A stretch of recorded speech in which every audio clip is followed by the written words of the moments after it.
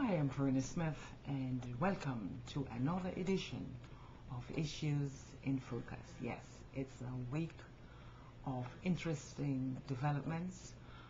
The most important, of course, as we talk political hot topics, and that I'll try to get to you in 3 to 5 minutes, hopefully. Yes, the President, after much anticipation, he addressed the nation in a joint session of Congress. And yes, for the first time, many people are saying he has given all the details and all the specifics that were missing in his previous talks on healthcare. Finally, in terms of what he has said, it's clear that he's leaning to reform with a public option. For the liberal and progressive wing of his party, less than that is not acceptable. For the right wing, the GOP, the answer is still no. They are still saying we're not going to vote for this, it's going to cost too much money, but at least he knows where they stand.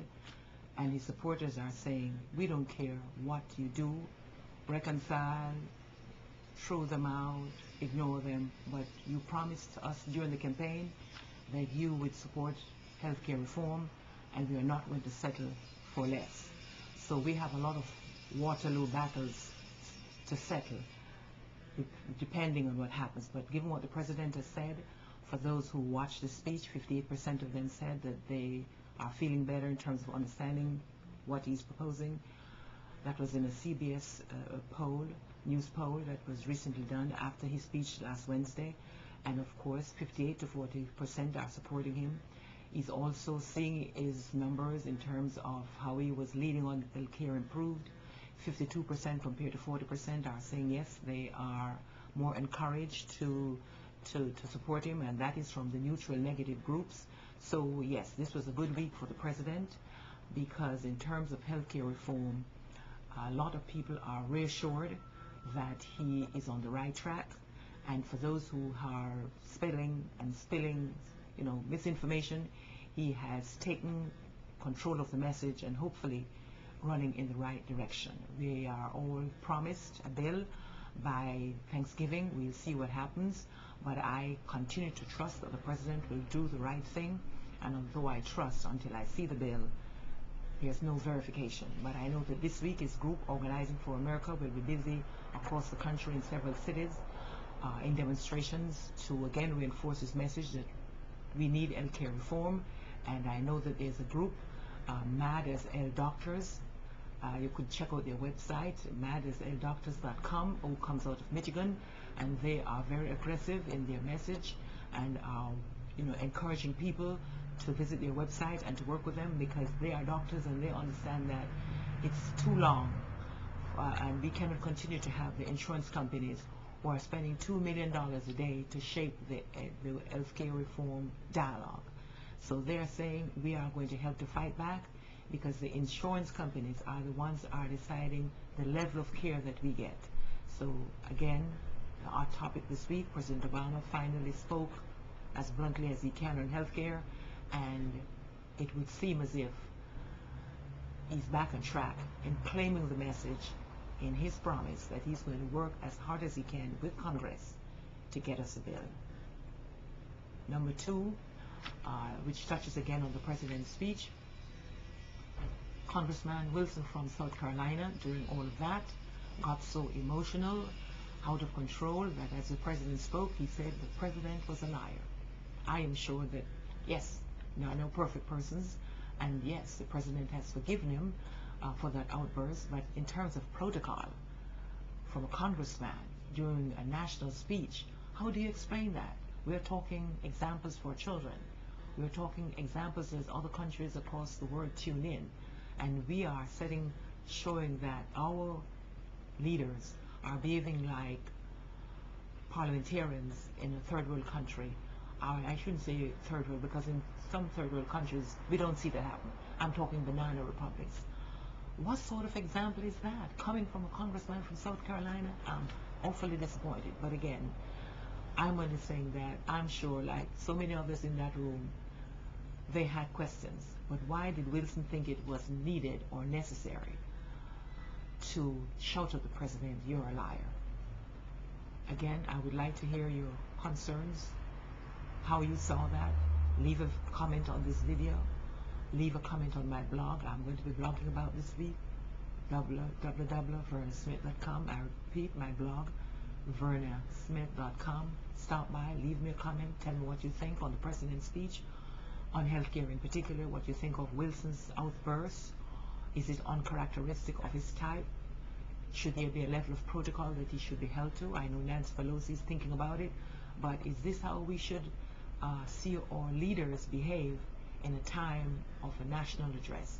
I would say absolutely not.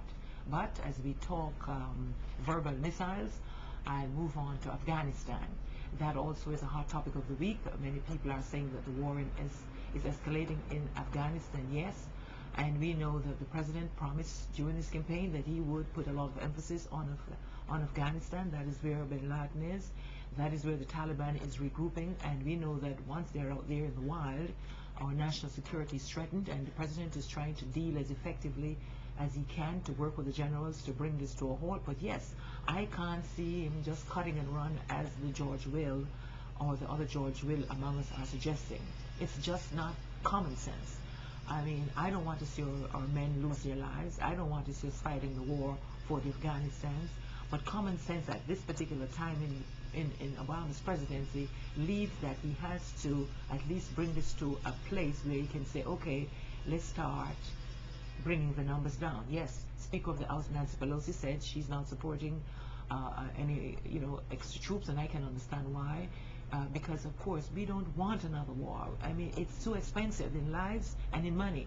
But in terms of Afghanistan, we have to bring it to a point, I think, where it makes sense to pull out troops, to say we need no more troops. But for right now, the president has to work in concert with his generals to do the right thing. And I'm neither a hawk nor a dove, but I believe that national security, as we talk 9/11 this weekend, is important, and we can't be flippant about how we deal with Taliban in Afghanistan. I also want to move to the next topic of interest. Yes, most of our schools were in revolt this week. Another example of, I don't know what to label it, but students being told that they will not be allowed to hear the nation's top political leaders speak, the nation of the free world, because his message is about indoctrination and socialism. It is so absurd, I can't find words to put on it. I just know that when I was a student, as so many others, I would have welcomed an opportunity to hear my leaders speak unfiltered. After all, Obama was not the first president who did this. It started with Theodore Roosevelt, George Everett Walker Bush did it, President Reagan. I think they should be encouraged. The president was using the time to inspire students, to lift them to a level to say you can be agents of change. You have what it takes to be the person you want to be. What could be so bad about that, that even in blue states that supported the president, there were pockets of communities and parents who said, no, my child will not be hearing the president. So then, as we talk 21st century politics, as we talk contemporary American politics, I thought at a time like this, such topics would not be an issue. But again, in politics, you just never know what to expect. So again, I just want to bring us back again to healthcare reform. This week, Organizing for America will be holding demonstrations in several cities. Join them. Leave a comment on my blog, as I said, vernasmith.com. Leave a comment here on this video. We'd love to hear from you. Doctors who call themselves Mad as Hell Doctors are encouraging you to visit their website. They too are leading the cause to say that we need to bring patients and doctors together, and let's throw the insurance companies to the side. They should not be leading the dialogue on reform. And of course, we'd love to hear from you. So again, for this week, I am Verna Smith, and this has been Issues in Focus. Join the conversation. Let me hear from you. vernasmith.com. Leave me a message. Want to hear from you. Have a great week.